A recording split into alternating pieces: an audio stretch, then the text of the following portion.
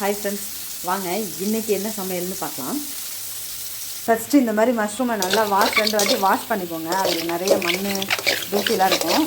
Wash பண்ணிக்கிட்டு வெறும் சட்டியில் எண்ணெய் ஊற்றாமல் வாஷ் பண்ண மஷ்ரூமை இந்த மாதிரி போட்டு ஃப்ரை பண்ணிக்கணும். ஏன்னா தண்ணி நிறையா இருக்கும், அதில் தண்ணியோடு போட்டு செஞ்சால் நல்லா இருக்காது.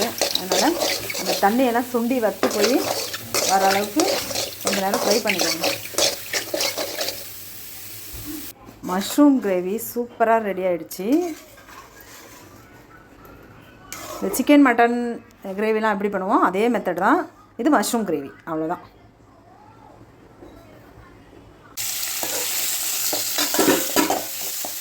நெக்ஸ்ட் இந்த பன்னீர் ஃப்ரை பண்ணிக்கலாம்னு சொல்லிட்டு நான் ஃபஸ்ட்டு பன்னீரை லைட்டாக ஃப்ரை பண்ணிக்கிறேன்.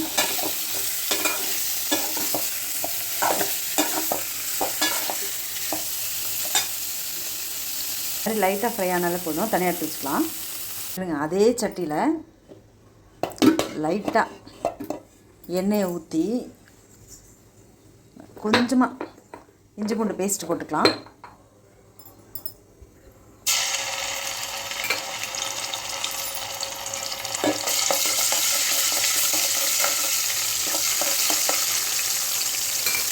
ரொம்ப சிம்பிளாக டக்குன்னு பண்ணிடலாம், அவ்வளோதான்.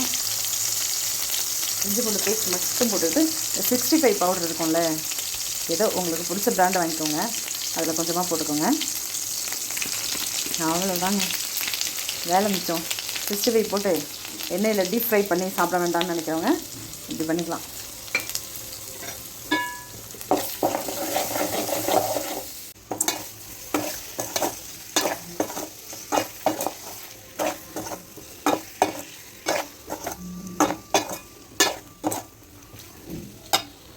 சின்னதாக ஒரு வெங்காயத்தை கடைசியாக ஆஃப் பண்ணும்போது இந்த மாதிரி கட் பண்ணி போட்டுக்கோங்க.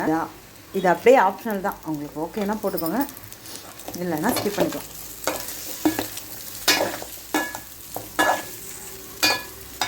பன்னீர் ஃப்ரை பார்க்கவே பயங்கரமாக இருக்குது, சூப்பராக இருக்குது, கலர்ஃபுல்லாக டேஸ்ட்டாகவும் இருக்குது. இதே மாதிரி நீங்களும் செய்து பார்த்து சாப்பிட்டு பாருங்கள், நல்லா இருக்குங்க.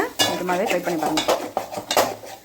சபரிமலைக்கு மாலை போட்டதில் எனக்கு ரொம்ப ரொம்ப ரொம்ப மனசுக்கு நிம்மதியாக இருக்குது. எப்படின்னா, சமையல் வேலை ரொம்ப ரொம்ப ஈஸியாக முடிச்சிடுறேன்.